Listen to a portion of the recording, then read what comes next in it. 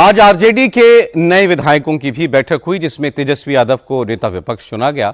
इस मीटिंग में आरजेडी के सारे चुने हुए विधायकों के साथ साथ लालू यादव, राबड़ी देवी और मीसा भारती शामिल हुए। मीटिंग में लालू ने तेजस्वी की खूब तारीफ की। कहा तेजस्वी ने बहुत मेहनत की है, पार्टी और संगठन को आगे बढ़ाया है। सभी लोगों को तेजस्वी के साथ मिलकर आगे की लड़ाई लड़नी चाहिए। और इसके बाद बस एक लाइन का प्रस्ताव पारित हुआ जिसके जरिए तेजस्वी को आरजेडी विधायक दल का नेता चुन लिया गया। मतलब अब तेजस्वी ही विधानसभा में ऑपोजिशन के लीडर होंगे।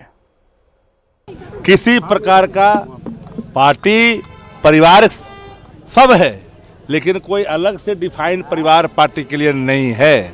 कोई भी ऐसी हस्तक्षेप कोई नहीं कर सकता है, क्योंकि अगर सब लोगों ने जब इन पर ये जिम्मेदारी सौंपी, राष्ट्रीय अध्यक्ष जी ने कहा कि तेजस्वी यादव जी ही, क्योंकि यहाँ की जो सदन की भावना है, बैठे हुए लोगों की भावना है, एक मुस्त होकर के लोगों ने तेजस्वी जी के नेतृत्व में ही आस्था व्यक्त किया और तब तेजस्वी जी ने स्पष्ट तौर पे कहा और आदरणीय राष्ट्रीय अध्यक्ष जी ने कि हम स्वतंत्र तौर पर हम इन्हें काम करने की छूट देते हैं और किसी प्रकार का बाह्य या आंतरिक, घर या बाहर कोई हस्तक्षेप नहीं होगा और पूरे तौर पर पार्टी को आगे लेके जाएंगे।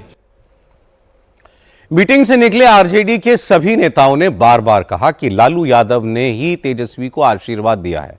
इस बात पर सबसे ज्यादा जोर इसलिए दिया जा रहा है क्योंकि आजकल लालू यादव के परिवार में विरासत की खुली जंग चल रही है। बगावत का झंडा बुलंद किया है लालू यादव को किडनी डोनेट करने वाली उनकी बेटी रोहिणी आचार्य ने। बिहार में जबरदस्त हार के बाद बहनों ने तेजस्वी के खिलाफ मोर्चा खोल दिया।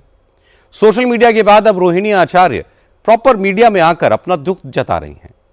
रोहिणी ने पहले लिखा था, एक बेटी, एक बहन, एक शादीशुदा महिला, एक मां को जलील किया गया, मारने के लिए चप्पल उठाई गई, बेटी से उसका मायका छुड़वा दिया गया, मैं अनाथ हो गई। किसी घर में रोहिणी जैसी बेटी बहन पैदा ना हो। और इसके बाद रोहिणी ने फिर दूसरी पोस्ट की। उन्होंने लिखा कि उन पर पिता को अपनी गंदी किडनी देने के आरोप लगाए गए। किडनी देते वक्त उन्होंने तो अपने पति और ससुराल वालों की इजाजत भी नहीं ली थी, लेकिन आज उन्हें इस काम को गंदा बताया जा रहा है। रोहिणी आचार्य ने साफ साफ कहा कि परिवार में जो हो रहा है उसके लिए संजय यादव और रमीज नेमत जैसे बाहरी लोग जिम्मेदार हैं। आपने कहा था कि चप्पल चलाया गया। चप्पल चलाने की बात आपने कही। आराम से अब आप लोग जाकर के वहाँ इंक्वायरी कर लीजिए। सही बात है, रोहिणी जो बोलती है सच बोलती है और जिसको भी कंडेम करना आकर सामने मेरे सामने बैठवाइए। रोहिणी जी चप्पल आराम से चलाया था। रोहिणी जी आप आराम से बात करें। ये बात जाकर तेजस्वी, ये बात जाकर के तेजस्वी यादव किसके शह पे हुआ है उनसे जाके पूछिए, संजय यादव से पूछिए, से पूछिए,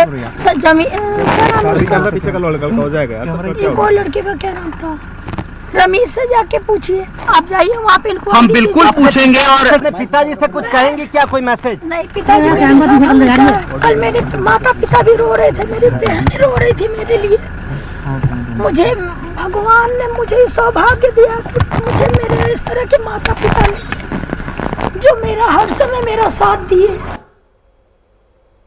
इसके बाद रोहिणी आचार्य ने यह कहा कि उन्हें अपने माता पिता से कोई शिकायत नहीं है, वो सिर्फ अपने भाई तेजस्वी के व्यवहार से दुखी हैं।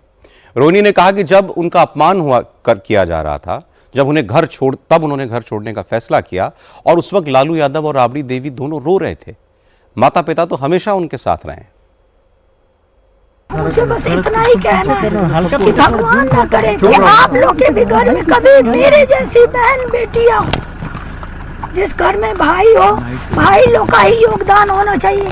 काहे सारा बलिदान बेटी लोग दी। और जब बेटी कुछ सवाल पूछे तो आप बोल दीजिएगा कि अब ससुराल में जाओ, तुम्हारा शादी हो गया।